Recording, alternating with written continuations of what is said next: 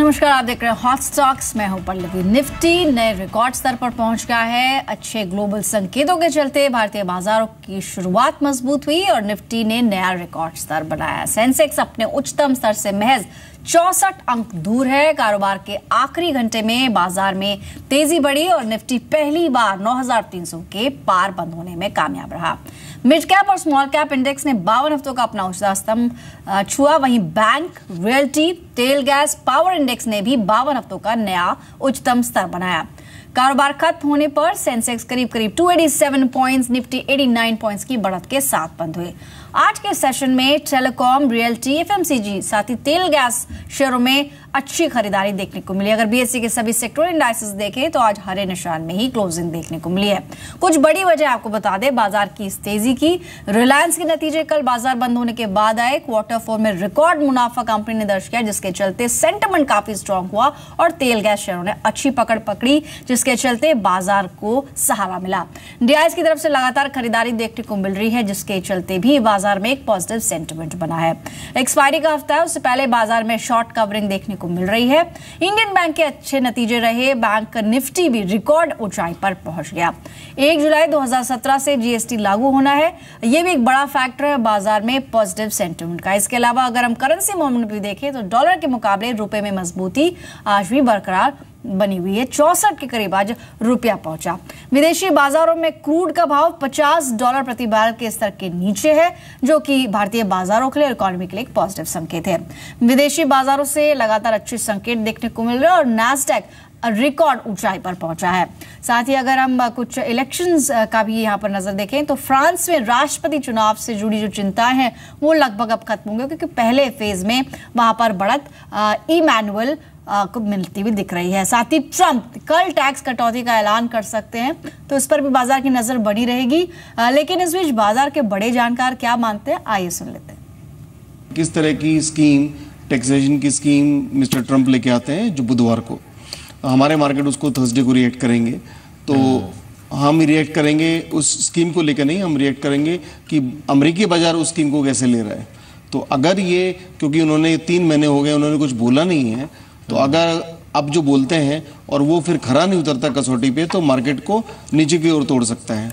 वही चीज़ अगर पसंद आ गई बाजार को, जैसे कह रहे हैं कि 15% टैक्स कर देंगे, तो ये तो मार्केट को बहुत ऊंचा लेके जा सकता है। अगर आप ओवरऑल अर्निंग से देखें, bank, cement and your oil and gas, ये तीनों सेक्टर ने काफ़ी अच्छा अर्निंग दिया। और जब सीमेंट अच्छा नंबर देता है तो ये इंडिकेट करता है कि शायद कैपेक्स साइकिल वापस रिवाइव होना शुरू हुआ है। एंड इसलिए हम लोग काफ़ी पॉजिटिव हैं मार्केट में। एंड हमारा लक्ष्य काफ़ी ऊपर का है निफ्टी का। So we are very positive कि ये निफ्टी काफ़ी अच्छा करेगा ओवर द नेक्स्ट 1 to 2 साल में। तो बाजार के एक्सपर्ट्स की भी आपने राय सुनी। आज एफआईज और डीआईएस का आंकड़ा भी पॉजिटिव ही है। एफआईज ने लगभग 178 करोड़ की कैश में खरीदारी की, वहीं डीआईएस का आंकड़ा 998.26 करोड़ यानी लगभग 1000 करोड़। आज के एक्सपर्ट किरण हमारे साथ मौजूद हैं। गुड इवनिंग किरण। मार्केट्स एक नए रिकॉर्ड हाई के आसपास है, 9300 पहली बार निफ्टी ने विटनेस किया। ये तेजी अभी आपको लगता है जारी रहेगी? बड़े ट्रिगर्स, जैसे कि थोड़ी देर पहले हम ट्रंप की स्पीच के लेकर भी बातचीत कर रहे थे कि बाजार की नजर रहेगी, क्या अनाउंसमेंट आती है टैक्स को लेकर, क्या स्टेटमेंट रहता है, यूएस पॉलिसी क्या रहती है? बिसाइड्स दैट ग्लोबल फ्रंट पे भी आपको लगता है जो नंबर्स आ रहे हैं, जिस तरह से कॉर्पोरेट अर्निंग्स है, एक रिवाइवल देखने को मिल रहा है? पल्लवी जी बिल्कुल, मुझे लगता है कि इधर से और भी बढ़त देखने को मिल जानी चाहिए। मैंने सोमवार और मंगलवार दोनों जो शोज हुए उनमें भी आप ही चैनल पे मैंने पॉजिटिव रुझान का बयान किया था। मेरा मानना है कि 9350 में बहुत सारे ओपन इंटरेस्ट एडिशन देखने को मिल रहे हैं। उसी के साथ 9500 के ऑप्शंस में इस महीने में आपको बहुत अच्छे मूव्स देखने को मिल रहे हैं। तो 9500 में कॉल राइटिंग हो रही है, 9350 में बाइंग हो रही है। इसका मतलब है कि इसी रेंज में ये एक्सपायरी होती नजर। तो मेरा मानना है कि 9330 9350 एक अहम लेवल है जहाँ पे जिसके आसपास आपकी एक्सपायरी हो जानी चाहिए इस महीने की, अप्रैल महीने की। तो अंडर करंट बहुत स्ट्रांग है। अभी के लिए जिन्होंने बाय करके रखा है उनके ट्रेलिंग स्टॉप लॉस करीबन 9250 रहेगा और टारगेट जैसे मैंने कहा 9330 से लेके 9350 के रहेंगे।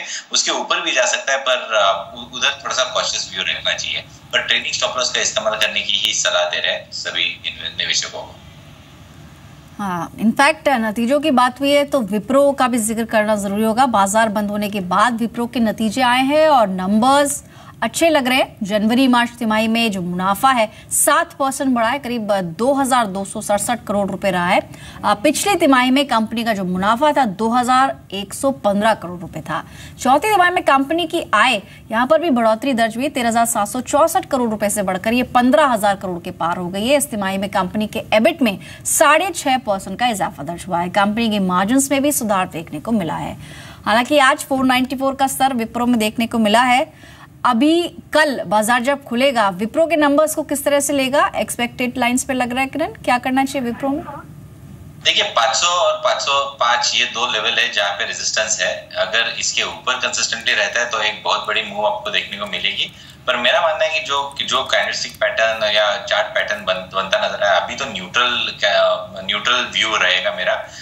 490 के नीचे अगर कंसिस्टेंटली रहता है तो अच्छी खासी मंदी आएगी। तो ये दो लेवल्स ये ध्यान में रखना चाहिए, 490 on the lower side, 505 510 on the higher side as support and resistance levels. अब दर्शकों के सवालों को शामिल करेंगे। क्विकली बता दें किस तरह से सवाल पूछने हैं। आप टोल फ्री नंबर्स पर कॉल करिए। किसी विषय पर रणनीति बनाना चाहते हैं तो फेसबुक और व्हाट्सएप के जरिए भी अपने मैसेजेस हम तक पहुंचा सकते हैं। इस वक्त फोन लाइन पर दर्शक भी जुड़ रहे हैं। इस वक्त अपना सवाल पूछने के लिए हमारे साथ योगराज जोशी हैं। नमस्कार जोशी जी, पूछिए क्या जानना चाहते हैं। नमस्ते मैडम, मेरे पास गुडलक स्टील ट्यूब के 200 शेयर है एट द रेट ऑफ 84। मैं ये जानना चाहता हूँ कि लॉन्ग टर्म में उसकी क्या प्रोस्पेक्ट है, लाइक मुझे ये होल्ड करना चाहिए या क्या करना चाहिए? ठीक है, 84 के आसपास खरीदा है, 250 टोटल क्वांटिटी है। किरण, मेटल स्पेस में कई दिग्गज नाम है लेकिन इन्होंने चुना एक छोटा काउंटर, क्या सलाह है आपकी गुडलक स्टील पर?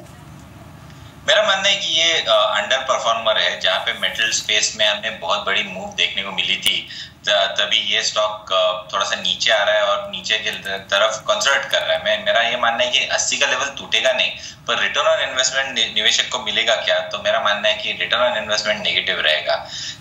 इसके वजह अगर आप कल्याणी स्टील खरीदते हैं तो मुझे लगता है कि इधर एक अच्छी रुझान देखने को मिलेगी। ये भी एक मिड कैप स्टॉक है पर ये मार्केट आउट परफॉर्मर रहेगा अगर मिड कैप में ही जाना है तो मेरा मानना है कि अभी भी बाय किया जा सकता है कल्याणी स्टील। और मेरा 6 महीने का रुझान अगर देखते हैं तो करीबन 550 का लेवल ये स्टॉक छूता नजर आएगा। आज का क्लोजिंग करीबन 368 के करीब हुआ है। इनफैक्ट पिछले एक साल में देखें तो लगातार इसने अंडर परफॉर्म किया है और माइनस में है। जो एक साल का रिटर्न है लगभग 4% माइनस में इन्वेस्टर्स को नुकसान हुआ है। कल्याणी स्टील बेटर ऑप्शन है अगर मिड कैप काउंटर्स की तलाश कर रहे हैं। गुडलक स्टील में किसी भी तेजी में एग्जिट की सलाह है। अगला सवाल शामिल करते हैं। फोन लाइन पर हमारे साथ सागर है पुणे से। सागर नमस्कार, पूछिए क्या कौन सा क्वेश्चन है आपके पास?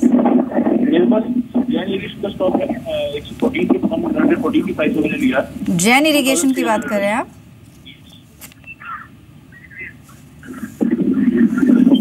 सागर आपकी आवाज तो ज्यादा साफ नहीं है लेकिन सवाल शायद जैन इरिगेशन को लेकर जानना चाह रहे हैं। किरण, 114 की खरीद है, इनकी खरीद के आसपास है। हालांकि आज अच्छा मूव देखा स्टॉक में, 4% ऊपर बंद हुआ है। क्या करना चाहिए अभी जैन इरिगेशन में? अंडरकरंट बहुत स्ट्रांग है। मेरा मानना है कि लॉन्ग टर्म के हिसाब से रखना ही चाहिए पोर्टफोलियो में। इसने एक अच्छा बाय दिया था करीबन 97-98 लेवल्स पे, जो कि आपके चैनल पे भी मैंने रेकमेंड किया था।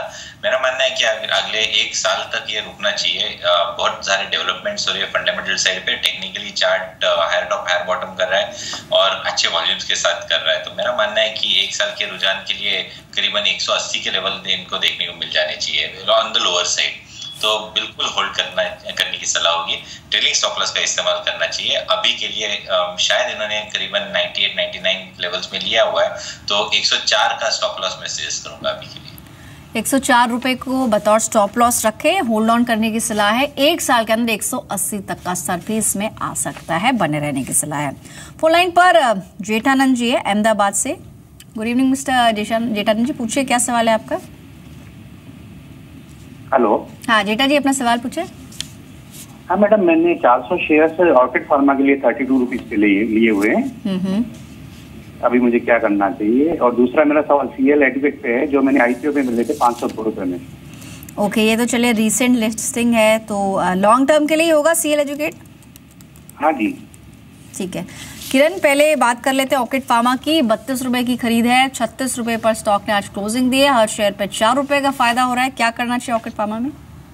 इस महीने में ऑर्किड फार्मा ने बहुत अच्छी मूव दी है, करीबन 26 रुपए से 36 रुपए की मूव दी है, पर ये रेजिस्टेंस के करीब आ रहा है। हालांकि अंडर करंट स्ट्रांग है, तो इसलिए मैं इसको होल्ड करने की सलाह दूंगा।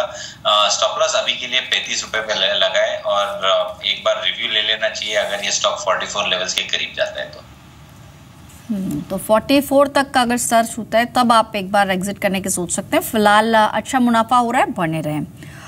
फोन लाइन पर हमारे साथ RS बिंद्रा जी हैं नोएडा से सवाल पूछने के लिए। मिस्टर बिंद्रा, पूछिए कौन सा स्टॉक है आपके पास?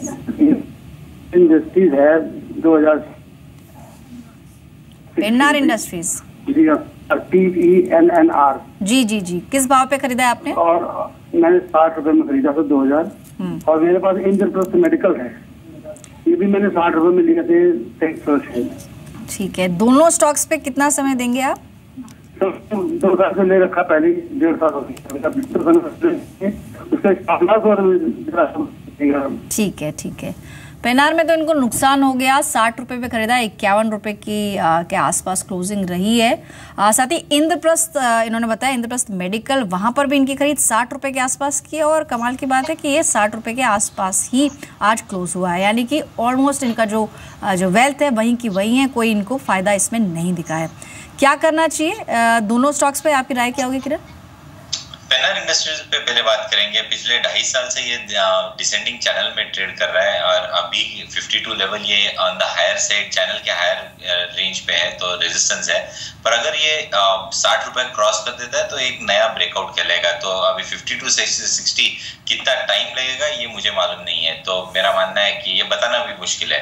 तो मेरा मानना है कि अभी के लिए होल्ड करे, ट्रेलिंग स्टॉप लॉस का इस्तेमाल करे, करीबन 45 का नजदीक वाला स्टॉप लॉस सजेस्ट करूंगा। पर अगर 60 जाता है तो बेचने की जल्दबाजी ना करे। 60 के ऊपर अगर ये स्टॉक चलता है तो फिर 90 के लेवल्स देखने को मिल सकते हैं। वॉल्यूम्स लो है तो मोमेंट प्रिडिक्ट करना थोड़ा सा डिफिकल्ट जा रहा है।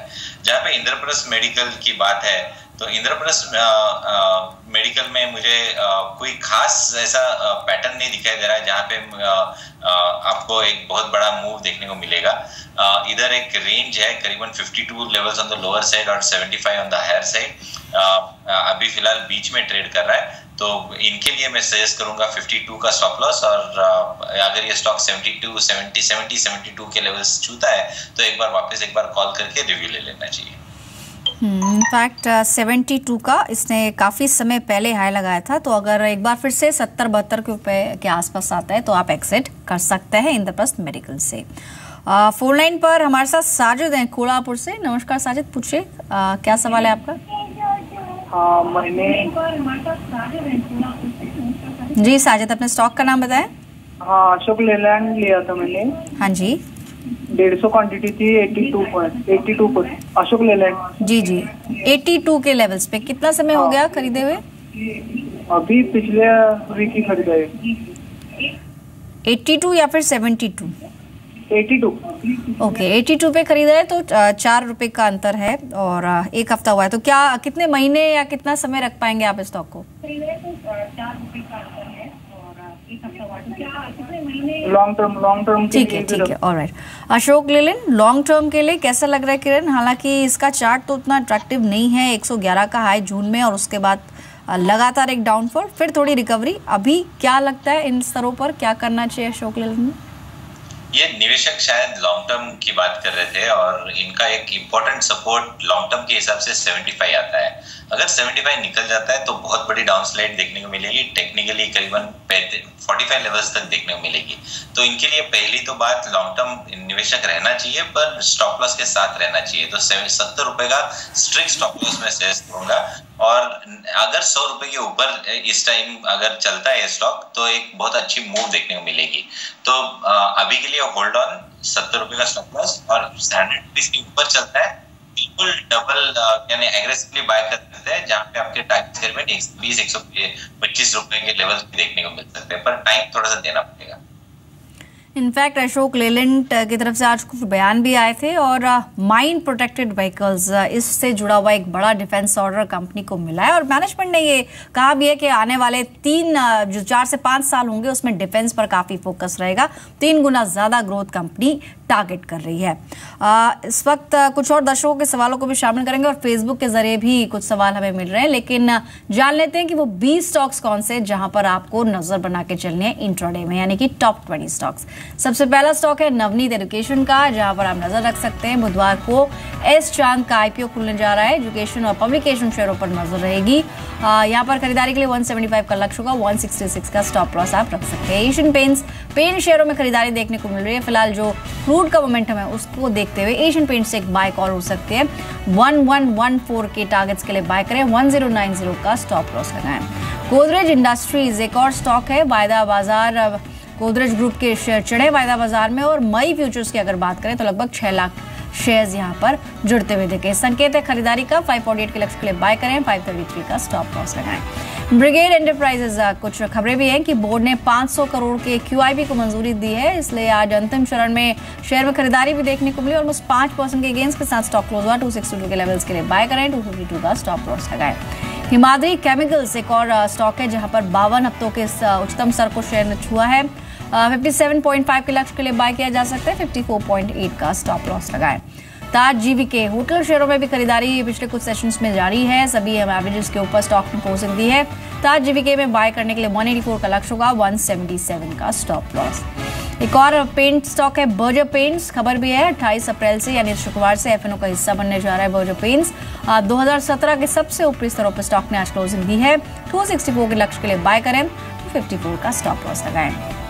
फिनोलेक्स इंडस्ट्रीज अंतिम चरण में शेयर में आज बाइंग देखने को मिली है। अप्रैल में कंसोलिडेशन के बाद ये शेयर चढ़ा है। आज 3% के गेंस के साथ स्टॉक ने क्लोजिंग दी है। कल 589 के लक्ष्य के लिए बाय करें, 575 का स्टॉप लॉस लगाएं। इसके अलावा एक और शेयर है पिडिलाइट, जहां नजर बना के चल सकते हैं। सीरीज के सबसे ऊपरी स्तर पे स्टॉक ने क्लोजिंग दी है। मई फ्यूचर्स में लगभग 4.5 लाख शेयर्स यहां पर जुड़े हैं। 739 के लक्ष्य के लिए बाय करें, 723 का स्टॉप लॉस लगाएं। 10वां स्टॉक होगा इंगरसोल ब्रांड का। वीकली चार्ट्स पर बेहद स्ट्रॉन्ग लग रहा है। अप्रैल महीने में जोरदार ट्रेडिंग वॉल्यूम्स देखने को मिले। 920 के लक्ष्य के लिए बाय करें, 895 का स्टॉप लॉस लगाएं। 10 बाय कॉल्स अब तक किरण हमने बताए। कोई शेयर जो अच्छा लग रहा है आपको? पहले तो फिनोलेक्स पाइप रहेगा, जहाँ पे मुझे लगता है कि बहुत अच्छी मूव देखने को मिलेगी। बहुत अच्छे डिलीवरी बेस्ड वॉल्यूम्स देखने को मिले और बहुत अच्छा वॉल्यूम्स के साथ आज उछाल देखने को मिला है। मेरा स्टॉप लॉस करीबन 570 के करीब रहेगा और मेरा टारगेट कल के लिए करीबन 600 के करीब देखने को मिलेंगे इजीली। दूसरा स्टॉक रहेगा पिडिलाइट, जहां पे मुझे लगता है कि एक अच्छा रुझान देखने को मिलेगा। अच्छे रेजिस्टेंस जोन आज इसने क्रॉस किए हैं। रेजिस्टेंस करीबन 720 के करीब था, तो 720 के नीचे का स्टॉप लॉस रहेगा और टारगेट के लिए मैं इजीली 740 के ऊपर के लेवल्स देखने को मिल सकते हैं। गोदरेज इंडस्ट्रीज भी कुछ अच्छा ही दिखाई दे रहा है, तो गोदरेज इंडस्ट्रीज में भी मेरा बाय कॉल ही रहेगा। एक अच्छे फर्स्ट लेवल ऑफ करेक्शन खत्म करते ये स्टॉक अच्छा मूव दिखाई दे रहा है। इधर मेरा स्टॉप लॉस 526 का रहेगा और टारगेट्स आप एक्सपेक्ट कर सकते हैं 560 के लेवल। तो 560 के लेवल्स भी दिख सकते हैं पोजिशनल कॉल के तौर पर। हालांकि ये सभी कॉल्स इंट्राडे के लिए आपको बताई जा रही हैं। अगला शेयर है वेदांता। केन इंडिया के साथ कल जो मर्जर है वो कल से लागू हो जाएगा। आज आखिरी घंटे में आधे घंटे में अच्छी खरीदारी यहाँ पर देखने को मिली है। आपको बता दें कि अब केन में ट्रेडिंग नहीं होगी। वेदांता का शेयर जो है वो केन इंडिया के शेयरधारकों को मिलेगा। खरीदारी के लिए 240 का लक्ष्य है, 234 का stop loss. Delta Corp company की QIP इशू लाने की योजना है, सूत्रों के हवाले से खबर आई। हालांकि ऊंचाई से शेयर करीब 19% नीचे अब अवेलेबल है, तो वैल्यूएशंस काफी अट्रैक्टिव है। रिस्क रिवॉर्ड रेशियो भी अच्छा लग रहा है। 182 के लक्ष्य के लिए बाय किया जा सकता है, 175 का स्टॉप लॉस रखें। विप्रो नंबर्स का ही ट्रिगर है। Q4 में मुनाफा EBIT मार्जिन अनुमान से बेहतर है और साथ ही बोर्ड ने 1:1 बोनस को भी मंजूरी दी है। ये एक बड़ा ट्रिगर कल प्ले हो सकता है। 506 के लक्ष्य के लिए बाय किया जा सकता है इंट्राडे में, 492 का स्टॉप लॉस लगाएं। न्यूक्लियस सॉफ्टवेयर नतीजों के साथ बोर्ड ने बायबैक को मंजूरी दी है। लगभग 350 रुपए प्रति शेयर के अधिकतम दाम पर यह बायबैक की घोषणा हुई है। 300 रुपए के लक्ष्य के लिए बाय करें। 275 का स्टॉप लॉस न्यूक्लियस सॉफ्टवेयर में रख सकते हैं। लिंक पेन एस चांद का IPO कल से खुल रहा है। ऐसे में एजुकेशन से जुड़े हुए जो शेयर्स हैं उन पर नजर बना के चले। लिंक पेन में बाय करने के लिए 320 का लक्ष्य है। 295 का स्टॉप लॉस रख सकते हैं। इसके अलावा M&M फाइनेंशियल Q4 में कंपनी घाटे से मुनाफे में आई है। लगभग 15.5 करोड़ के घाटे के मुकाबले 234 करोड़ का मुनाफा कंपनी ने इस क्वार्टर में पोस्ट किया है। अगर क्वार्टरली बेसिस पे कंपेयर करें तो M&M फाइनेंशियल में खरीदारी के लिए 352 का लक्ष्य होगा। 336 का stop loss. Saurashtra cement promoters ने कंपनी में हिस्सेदारी बढ़ा दी है। 64.6% से हिस्सेदारी बढ़ाकर 73.8% की है। खरीदारी के लिए लक्ष्य है 73 का। 68.5 का स्टॉप लॉस आप इस पर रख सकते हैं। साथ ही इंडियाबुल्स हाउसिंग कंपनी की NDC के जरिए रकम जुटाने की योजना है। इनफैक्ट NCDs के जरिए लगभग 6000 करोड़ रुपए कंपनी जुटाएगी। इंडियाबुल्स हाउसिंग खरीदारी के लिए 1050 के लक्ष्य अचीव हो सकते हैं। 1005 का एक स्टॉप लॉस यहाँ पर इंट्राडे में आपको रखना होगा। इसके अलावा मजेस्को कंपनी की जो सब्सिडरी है उसने UK की ग्लेनहेम के साथ करार किया है। IT सेवाओं के लिए करार हुआ है। कल खरीदारी करें। 375 के लक्ष्य के लिए 364 का स्टॉप लॉस लगाएं। इसके अलावा आखिरी कॉल एक सेल कॉल होगी। सिप्ला एम्बिट ने शेयर पर सेल की रेटिंग दी है। लक्ष्य घटाकर 500 रुपए किया है। टीवा ने कंपनी की जैसी दवाएं 75% सस्ते भाव पर लॉन्च कर दी है। तो कंपटीशन भी लगातार बढ़ रहा है। कमजोरी यहां पर दिख सकती है। 530 के लक्ष्य के लिए सेल करें। 558 का स्टॉप लॉस लगाएं।